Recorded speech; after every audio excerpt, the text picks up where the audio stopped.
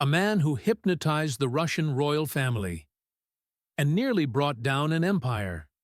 This is the story of Grigory Rasputin, the mystic, the madman, the legend. Grigory Rasputin was born in 1869 in a small Siberian village called Pokrovskoye. As a child, he was wild and unpredictable, and rumors of strange powers followed him from an early age. In his 20s, he went through a religious transformation and became a wandering monk, or stranik in Russian. Rasputin claimed to have visions from God. Some saw him as a healer, others as a fraud. He rejected the Orthodox Church's strict rules, believing that sin brought people closer to God, especially if they repented afterward. His teachings were controversial, but people couldn't ignore him. By the early 1900s, Rasputin made his way to St. Petersburg, the capital of Imperial Russia. Thanks to his charisma, piercing eyes, and alleged healing powers, he entered high society. In 1905, Rasputin was introduced to Tsar Nicholas II and Tsarina Alexandra.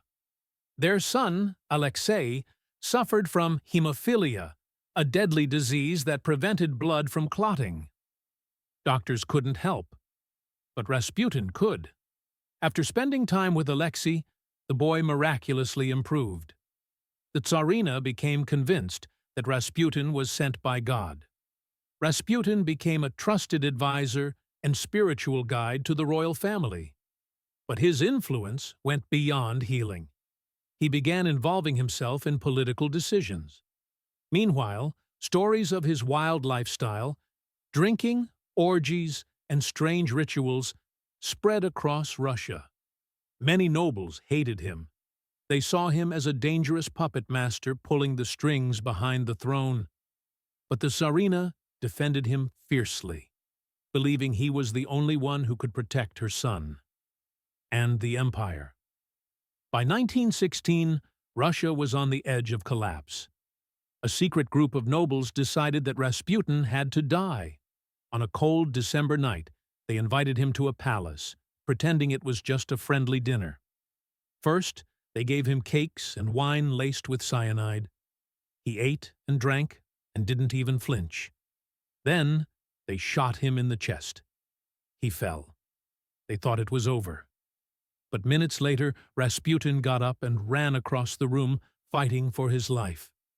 They shot him 2 more times, beat him, and finally threw his body into an icy river.